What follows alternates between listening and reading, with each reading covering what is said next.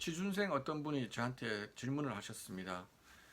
저는 HR 인사 담당자 혹은 교육 담당자를 지원하고자 하는데 제 친구들이 저는 항상 친구들을 만나는 걸 좀 좋아하고 친구들의 고민 상담을 잘 해준다고 합니다.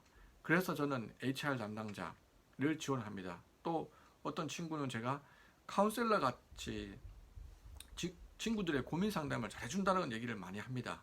그래서 저는 HR 담당자가 되고자 하는데 면접 때 가서 왜 인사 담당자, 왜 교육 담당자라 하려고 합니까? 물어보면 저는 친구들의 고민 상담을 잘 해주고 친구들이 저를 카운셀러와 같다고 생각하기 때문에 HR 담당자가 되고자 합니다. 라고 이야기하려고 합니다. 이게 맞을까요? 제가 면접관의 입장에서 이렇게 말하는 사람을 뽑겠습니까? 혹은 제가 아무것도 모르고 HR을 시작했을 때 지금 HR을 이제 하는 사람으로서 이런 사람을 뽑을까요? 답해드립니다. 여러분들이 생각하는 HR은 친구들 만나서 상담하고 친구들의 고민 상담을 들어주고 물론 그런 역할도 있지만 그 역할의 범위가 여러분들이 생각하는 것만큼 그렇게 많이 큰 범위를 차지하지는 않습니다. 이거는 HR의 역할을 봐야 됩니다. HR의 역할의 첫 번째는 비즈니스 파트너, 전략적 파트너 역할이지요. 두 번째는 직원 옹호자, 두 번째는 변화 관리자 역할입니다. 세 번째가 직원 옹호자, 네 번째가 탁월한 행정가의 역할입니다. 이 역할로 볼 때 4분의 1 수준이라는 거죠. 그 범위가. 근데 그게 마치 전체인 것처럼 착각하면 안 된다는 겁니다.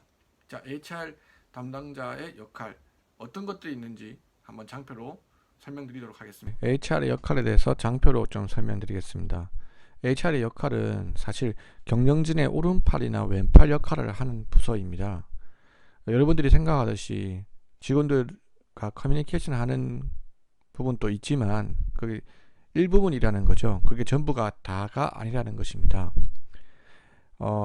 첫 번째 역할이 회사의 인사 제도나 교육 제도를 통해서 경영진의 경영 전략을 펼치는데 기여하는 것이 첫 번째 역할입니다. 다시 말하면 전략적 파트너 역할이 첫 번째 역할이죠. 즉 우리가 만약에 성과주의 문화를 지향하는 문화라고 한다면 그 성과가 잘난 데 대해서 성과급을 더 준다든지 보상금을 준다든지 이런 제도를 설계해서 우리 회사의 정책이나 전략을 펼치는데 기여하는 것입니다. 두 번째는 지속적인 변화를 추구하도록 만드는 부서입니다. 즉 변화 촉진자의 역할을 해야 됩니다. 국가 노동 법률이 변하는 것에 대해서 사내 강의를 통해서 회사 전략을 자꾸 전파를 한다든지 사내 강사를 통해서 변화를 촉진한다든지 이런 역할을 하는 게 두 번째 역할입니다. 그리고 세 번째는 직원의 의견을 대변해서 경영진에게 그 의견을 올려야 하는 부서이기도 합니다. 직원 옹호자의 역할이죠. 브릿지보드라든지 직원 의견 수렴 절차라든지 교육과정 중에 부림토이라든지에 통해서 직원의 의견을 경영진에게 전달하는 역할도 해야 됩니다. 그리고 행정 절차를 잘 지켜야 되죠. 정확해야 됩니다. 탁월한 행정가의 역할입니다. 급여 지급이라든지 복리후생 제도를 운영한다든지에 대한 정확성이 역시 요구됩니다. 이것처럼 HR에서는요.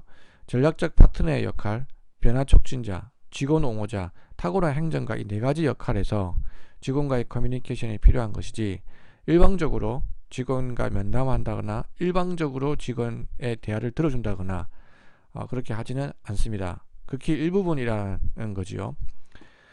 제가 만약에 제 밑에 HR 담당자를 뽑는다면 저는 이런 사람을 뽑을 겁니다. 용기 있는 사람을 뽑을 것이고요.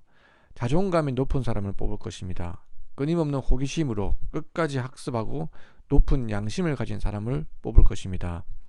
타인의 관점을 존중하고 높은 활동력과 성실한 사람을 뽑을 것입니다. 다양한 환경에 잘 적응하는 사람을 뽑을 것입니다. 왜 이런 사람을 뽑을 것이냐?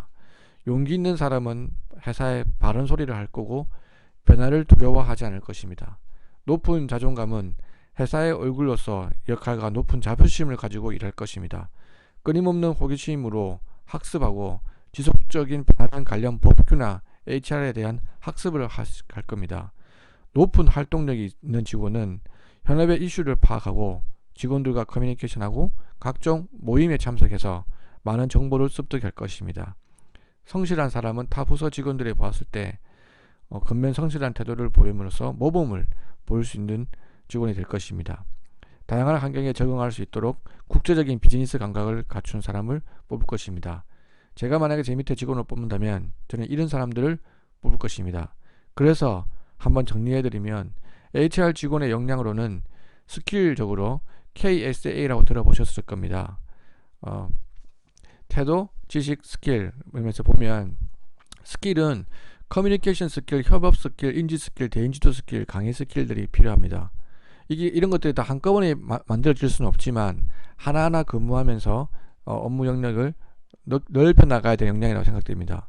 지식적으로는요, 스태핑, 성과관리, 고용 관련 법규 지식, HR 리서치, 보상이나 복리후생 운영, 교육기획, 교육 과정개발, 노사관계, HR 전략 수립 등의 지식들이 있어야 됩니다.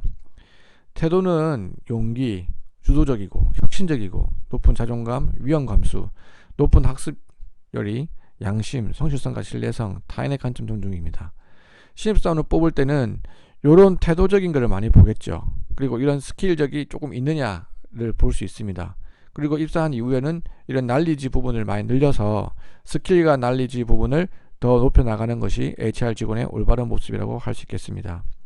여러분들도 참고하셔서 HR에 지원하고자 하는 분들은 참고하셔서 미리 이런 것들을 학습하시면 도움이 될 것 같습니다.